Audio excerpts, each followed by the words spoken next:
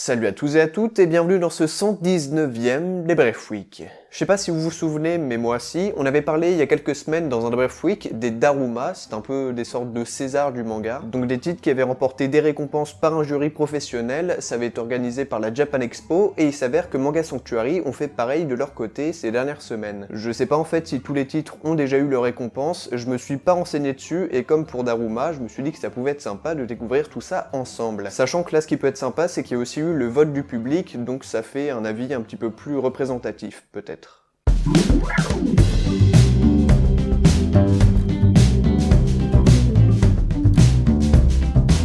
Nous voilà donc sur le site, je suppose que c'est par ici que ça se passe. Alors il y a deux catégories, je suppose que ce qui nous intéresse c'est la première, parce que le M ça doit correspondre à manga.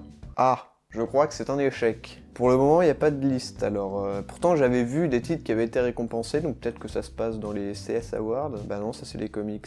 D'accord, donc en fait, tous les titres n'ont pas encore eu leur récompense, donc il n'y a pas de liste finale, mais on peut retrouver ici et là quelques articles avec quand même des récompenses qui ont été attribuées. Là, par exemple, pour le meilleur scénario, c'est Platinum End qui l'a remporté. Et ce qui m'intéresse, c'est ce petit graphique où on peut voir un petit peu qui a voté pourquoi, et surtout quels titres ont été présélectionnés. C'est intéressant. Alors, à quoi correspondent les couleurs ? Donc rouge, c'est les votes des membres de Manga Sanctuary, donc en gros c'est le public, et les sortes de verts dégueux, c'est le staff, donc les admins. Bon, je vous avouerai que je suis pas très enthousiaste à propos de ce résultat-là. Est-ce que Platinum End mérite cette MS Award ? Bah je sais pas, mais c'est pas ce que j'aurais choisi en tout cas. Et surtout qu'il y a quand même des trucs comme Underwater, Golden Kamuy, Père et Fils, Springald, Sans aller à l'école je suis devenu mangaka. Bon, tout le reste j'ai pas lu, hein, je fais genre, mais bon. Non, définitivement, je pense pas qu'il mérite cette place. Bon, j'ai lu que les deux premiers tomes de Platinum End, donc je peux pas non plus trop juger, mais c'était... bon, c'est sympa, mais c'est pas ouf, et surtout, face à des titres aussi inventifs que Golden Kamuy ou Underwater, Les Enfants de la Baleine, faudrait vraiment que je lise. Mais voilà, il fait pas le poids, je trouve, et c'est ça qui est un petit peu bête et reprochable avec ce type de classement où les votes du public comptent, c'est que forcément, le public, lui, n'a pas lu tous les titres qui sont dans la présélection, donc généralement, ce qui ressort, c'est le titre le plus populaire que tout le monde a lu. Par exemple, on peut voir que le staff de Manga Sanctuary, eux, ont plus préféré Les Enfants de la Baleine. Voilà, donc bon, pas grand chose d'intéressant pour cette récompense, on va voir la prochaine. MS Award 2017, Ligue belge de la sclérose en plaques. Je ne pense pas que ce soit une récompense. En fait, il y a beaucoup de récompenses, j'ai l'impression, qui ont déjà été attribuées, mais donc on va pas faire un tour complet, sinon ça va être trop long. Je vais essayer de voir ce qui peut vraiment être intéressant. Bon bah par exemple, meilleur graphisme, apparemment ça a été décerné à Platinum End, encore une fois. Et c'est pareil, c'est encore le titre le plus populaire qui ressort, alors que apparemment les membres du staff ont voté plus pour Underwater. Les Enfants de la Baleine se démarquent encore une fois, et c'est vrai qu'à ce que j'ai pu voir, c'est très joli, c'est un style un peu pointilleux avec plein de petits points. Rien de comparable à Platinum End qui lui, bon, est certes joli parce que c'est du Obata, mais invente pas grand chose non plus, il y a beaucoup de trames en fait. Donc visuellement c'est sympa, mais je trouve pas que la recherche graphique en elle-même est vraiment dingue et récompensable. Meilleure série, My Hero Academia. En fait on va retomber, j'ai l'impression, sur les titres qui ont déjà remporté les Daruma. My Hero Academia, je crois qu'il avait eu à peu près la même récompense. Mais là je suis surpris de voir le résultat de Kazane, je savais pas que ça marchait aussi bien. Voilà, dans l'award de la meilleure comédie parodie 2016, on retrouve bien évidemment One Punch Man. Et faut dire que dans cette catégorie-là, malheureusement, il n'y a pas grand-chose qui faisait le poids. Et surtout pas grand-chose que j'ai lu. Award du meilleur polar thriller 2016, décerné à Kazane, la voleuse de visage. Comme quoi, il marche vraiment bien. On peut voir quand même que Springald fait quelques résultats assez sympas. Bon, c'est pas suffisant parce que vraiment j'aime beaucoup Springald et c'est bien dommage que ça marche pas beaucoup. Et n'hésitez pas à regarder mon premier retour que j'ai fait avec Manga Sky si vous l'avez pas vu, parce que vraiment c'est un titre qui me tient à cœur et c'est une vidéo qui me tient à cœur aussi. Award du meilleur one-shot 2016, Sans aller à l'école, je suis devenu mangaka. Ah bah là, ça s'est joué de peu avec Springald. Un titre que j'ai aussi traité en vidéo et c'était très sympa, très rafraîchissant. En gros, ça raconte l'histoire d'un mangaka qui a eu un parcours, notamment scolaire, un peu compliqué. Et du coup, ça raconte plein de choses qu'on n'a pas l'habitude de voir en manga, comme la déscolarisation. Je pense qu'il mérite cet award. Bon, un petit dernier pour la route, et n'hésitez pas à me mettre en commentaire si ça vous intéresse pour que j'en refasse une vidéo quand il y aura la sélection finale, avoir un retour un peu plus complet. On va du côté de l'award du meilleur Yaoi-Yuri 2016, et c'est Citrus qui l'a remporté, avec plein d'autres titres que je ne connais pas parce que je n'en lis pas beaucoup, voire même pas du tout. Du coup là je peux pas juger, dans le lot il y a que Citrus que j'ai lu, mais je vois que L'étranger de la plage se démarque pas mal, donc n'hésitez pas aussi à me dire dire si c'est un titre qui vaut le coup, parce que bah du coup ça m'intrigue. Ça doit être un yaoi je suppose, mais si c'est un bon yaoi, pourquoi pas. Voilà pour les MS Awards, c'était un peu laborieux, un peu périlleux, je m'attendais vraiment à avoir une belle sélection de fêtes et voilà, je tombe des nues. Aïe aïe aïe aïe aïe. J'espère quand même que ça vous a plu, et puisqu'on arrive en fin de mois, ou même plutôt carrément en début de mois, j'ai quelques titres que j'ai pas pu traiter en premier retour et que je ne pourrai pas traiter en premier retour, puisque là j'ai beaucoup de retard de toute façon. Du coup je voulais quand même vous en parler un petit peu, à commencer par le premier tome de March Comes Like... comme...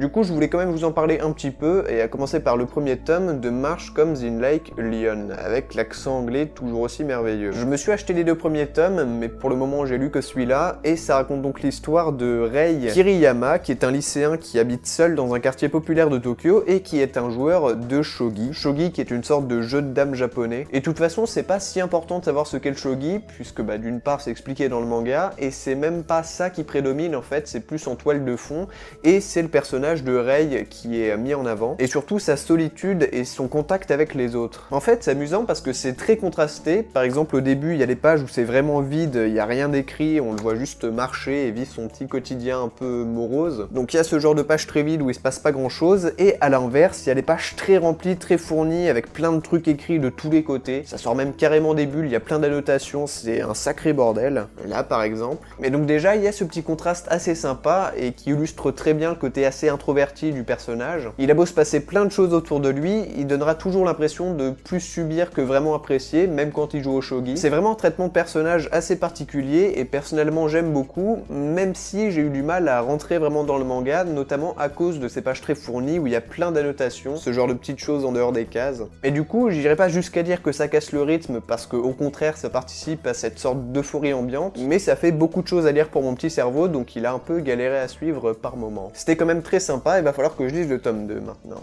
Ghost in the Shell, la nouvelle édition de luxe à 15 € de chez Glénat. Très belle édition avec beaucoup de pages couleurs, même en plein milieu du bouquin, ça fait plaisir. Je vais pas vous présenter Ghost in the Shell, puis en plus je crois que j'ai lu que les 3 ou 4 premiers chapitres, mais en tout cas l'édition est assez sympa, du coup bah il y a ces pages couleurs qui font plaisir, il y a aussi beaucoup, bah on parlait de la notation tout à l'heure, bah là il y en a des masses, c'est pas les mêmes, là c'est des notes d'intention d'auteur qu'on retrouve à peu près à tous les bas de page, et au début je me suis dit que je les lirais parce que c'est toujours sympa d'avoir ce genre de petites notes, sauf qu'il y en a beaucoup trop en fait, et c'est pas toujours des trucs très intéressants. Parfois il explique juste des scènes qu'il y a déjà dans le manga et pourquoi est-ce que les personnages réagissent comme ça, donc je pense qu'il a besoin de plusieurs lectures, donc une première lecture en lisant juste l'histoire, et puis après une lecture un peu plus approfondie avec les annotations. Après j'aurais bien aimé des petites pages bonus avec des interviews ou ce genre de choses, là il y a rien à la fin du tome. En plus je crois qu'il y a certaines scènes originales qui ont été censurées et supprimées de cette édition, donc ça c'est vraiment dommage, et pour 15 € c'est quand même un peu cher je trouve. Ça reste un bel objet et ça reste Ghost in the Shell, donc quand même je vous le recommande. Mais pour finir ce petit rattrapage, un titre dont je vous ai déjà parlé,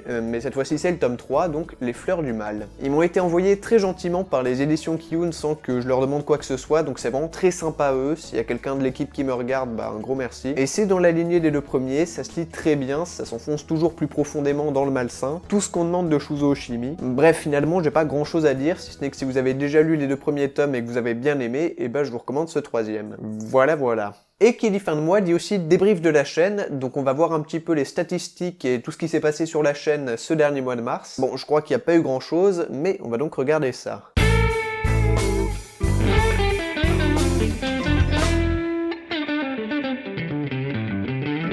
Alors qu'est-ce qui s'est passé?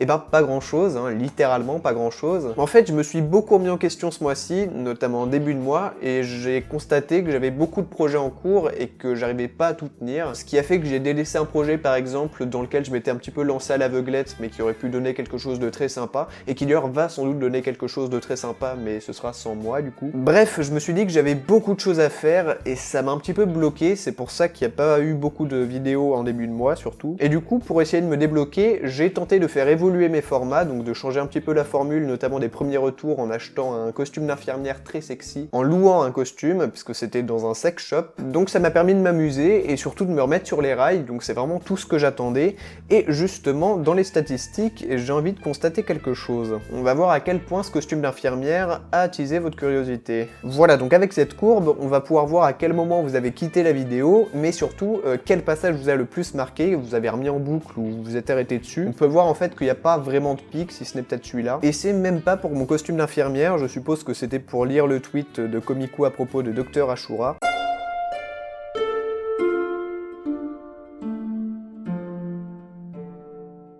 Sinon pour l'intro on peut voir une petite bosse mais rien de très représentatif non plus.